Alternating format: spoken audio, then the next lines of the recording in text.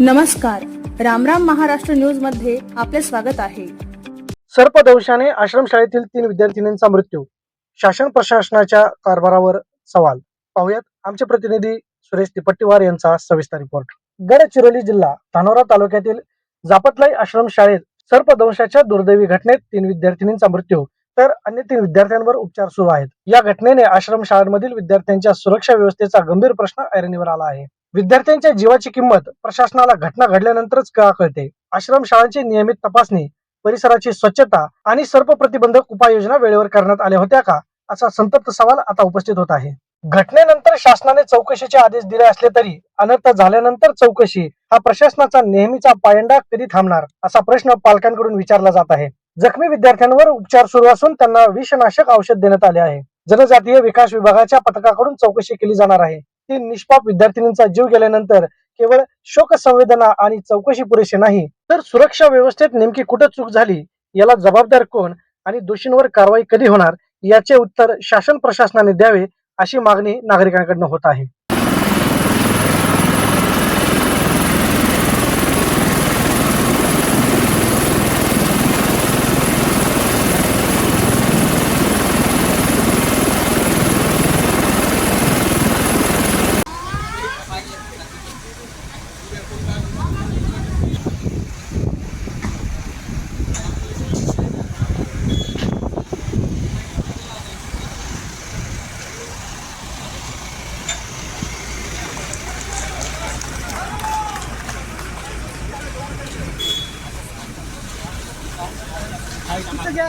ये तर त्यांना कॉम्पेन्सेशन म्हणून 1 करोड रुपये मिळाले पाहिजे.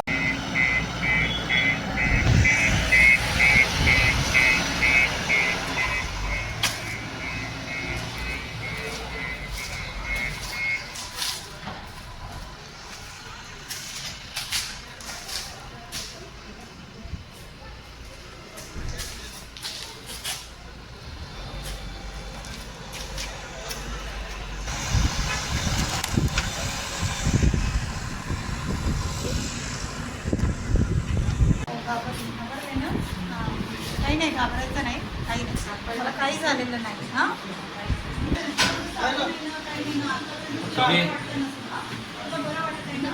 असं काय म्हणजे आता जेवण वगैरे केलंय.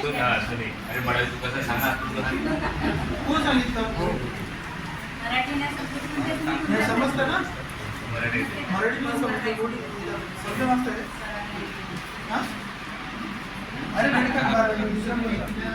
अरे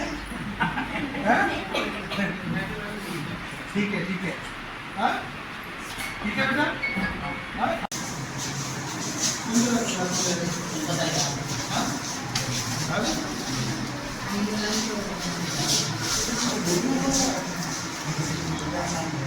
हे सर्व 10वीचे आहेत मुलं.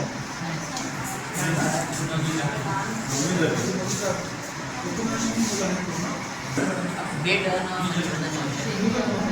सिटीला चौकशीला आणि फवारणी झाले तर फवारणी नाही त्या साईडला बसायचा आणि बसायचा गाड्या आहेत, गाड्या आता साफ. मी घरी नव्हतो, बाकीचा प्रवासासाठी गेली. 8 वाजता सुट्टी होती आमची. बरं 2 पोरं होते ना, मी सांगते. तुम्ही हॉस्टेलमध्ये मग किती वाजता गेले? हॉस्टेलमध्ये नाही गेलो ना मी. तुम्हाला कोणी सांगितलं मग अशी अशी घटना झाली म्हणून? माझे पोरं होते ते सांगले घरी 2. त्यांनी आता फोन लावले माहीत नाही, ते माझे आधीच आले. कोण्या गावचे? आई समृद्धी सुरेश नाही. गाव कुठला? अच्छा. किती वर्षाची होती ही यांची मुलगी? आता नाही, शांत राहू शकणार.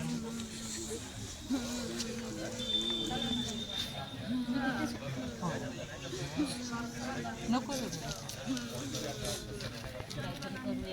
सर आहेत आपल्या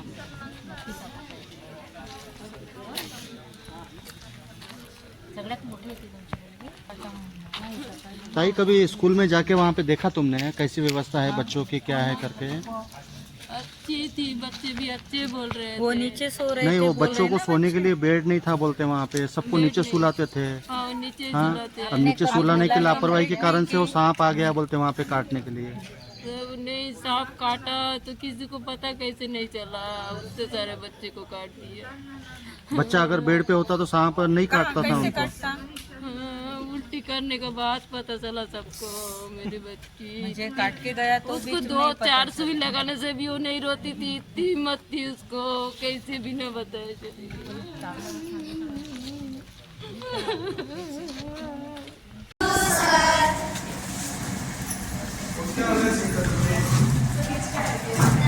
एक मिनट.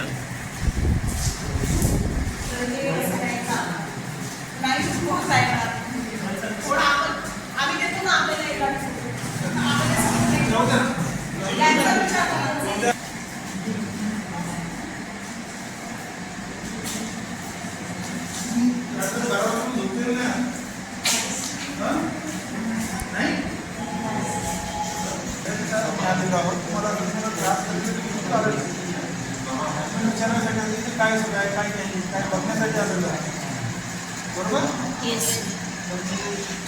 आता आज बघितल्यानंतर आपण पुन्हा एखादी स्टेप घेऊ याच्यावर काय करायचं आहे तुमच्यासाठी पुन्हा चांगलं काय करू शकतो ते आपण करू बरोबर ना. तर काही घाबरायचं कारण नाही आहे ठीक आहे. तर जॉब करायचा तिथे राहायचा आम्ही जे काही करायचं ते आम्ही घेऊ तर नाश्ता आणि जेवण केलं आहे आणि आता एक चर्चा असं होत आहे की आपण वस्तीला वरती शिफ्ट करायचं कारण ते सेफ्टी पाहिजे तिथे आणि तिथे स्टँडर्ड आली तुम्ही मुलींची बोलले आहे सो आता तुम्ही फिलिंग करून मला आम्ही पुस्तकात घेऊन म्हणजे सेफ्टी वाईज पण मध्ये आणि त्याच रूममध्ये या रूममध्ये रात्रीची कितीची घटना आहे. मी ते 200 ॲक्च्युली 2 मुली छोटे होते त्यांना कळलंच नाही आहे नंतर कळलं पण तिला जागेवर जी होती माहिती केलं तिला वाईट मार्क पण आहे. हां तिलाच पाहिजे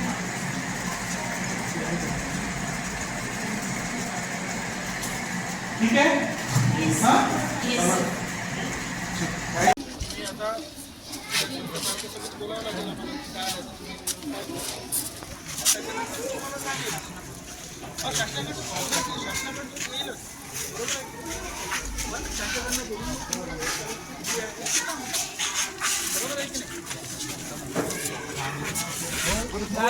काय मोठं झालं?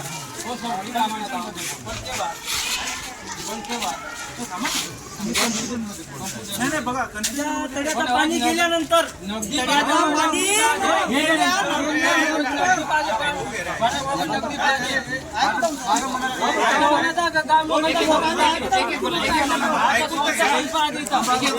सगळे प्रतिनिधी बरोबर आहे.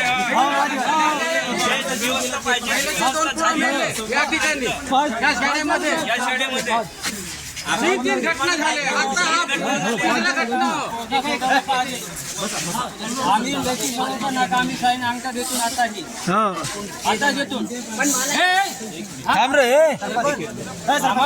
मला काय म्हणत आहे आता तुम्ही नाही का आता या नुसतं नका आम्हाला सौदेबाजीमध्ये फुसवा आम्ही साईन अंगठा देतो आत्ताच आत्ता तुम्ही म्हणा उद्याचा देव देतो देवा होते आणि बाजी गेल्यानंतर देवा होते आता आता माझी ऐका सर मी जे आहे जे त्यांच्यासोबत आम्ही बोलतो त्यांच्या वडिलांसोबत वडिलांसोबत बोलून काय मतलब असेल साहेब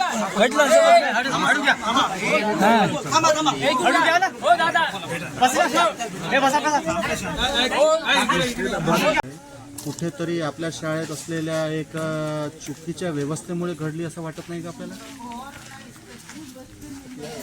चुकीच्या व्यवस्थेमुळे कालपर्यंत आम्ही 3:30 वाजेपर्यंत सर्व कार्यक्रम आटोपले त्यामुळे सर्व ह्या मुली सर्व डान्स वगैरे छान केल्या आदिवासी दिवस असल्यामुळे आणि आता संध्याकाळच्या वेळांमध्ये सर्व साफसफाई राहते पूर्ण पॅक आहे सर्व आहे. आणि जसं आम्हाला माहिती मिळाली की बा असं स्नेक बाईट झालेला आहे शेवटची मुलीची जावडावड करायला लागली तर त्याप्रमाणे आम्ही सर्व 5ही मुलींना तात्काळ मुलाला आणलं.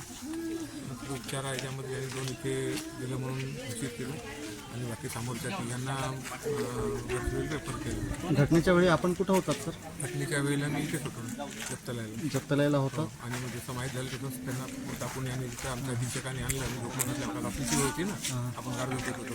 फोन आला आपल्याला 2-3दा फोन आल्यामुळे मग जेव्हा उठलो मग त्यांनी सांगितलं का असं असं आहे बा एकदम ते आम्ही नेता आहोत. मी पण डायरेक्टच जेव्हाच राहिला.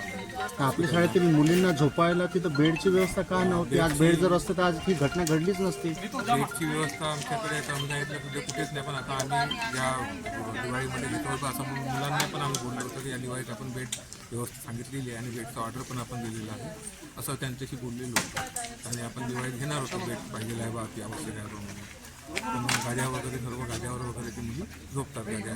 ही घटना घडल्यानंतर अस्वस्थ झालेल्या मुलींना आणि मृतक झालेल्या मुलींना कोणत्या गाडीने आणण्यात आला होता? आपले तिथे आता गाड्याची अवेलेबिलिटी नव्हती ना तिथे, त्याच्यामुळे एक मग आम्ही 3 मुलींना मोवाडच्या आपली 4चाकी वाहनाने आणलं? 4चाकी वाहनाने आपलं. कोणाच्या खाजगी वाहनाने खाजगी आणलं? वाहनाने रुग्णवाहिका आली नव्हती आपल्याला? रुग्णवाहिकाला फोन लावतपर्यंत तेवढा वेळ करण्यापेक्षा म्हणून पहिल्यांदा अन्य हे प्रिफरन्स आपण त्यांना दिलं की जी पोझिशन बघितली की त्या पोझिशनला कन्सिडर करून पहिल्यांदा मुलांना कारण रोड बरोबर नसल्यामुळे इथून वेळ लागतो. रुग्णवाहिका यायला पुन्हा वेळ लागेल. तेवढा वेळ त्यांनी त्या पटकन अधीक्षकांनी पहिल्यांदा मुलींना आणण्यात येते. त्या घटनेच्या वेळी तिथं कोण कोण होते? घटनेच्या वेळेला अधीक्षक गेले होते आणि नाईटला झोपताना ती बाई असते आणि नाईटच्या प्राची. 1 मिनिट. अशाच नवनवीन बातम्या पाहण्यासाठी आमच्या चॅनलला सबस्क्राईब करा. फेसबुक आणि इंस्टाग्राम पेजला फॉलो करा.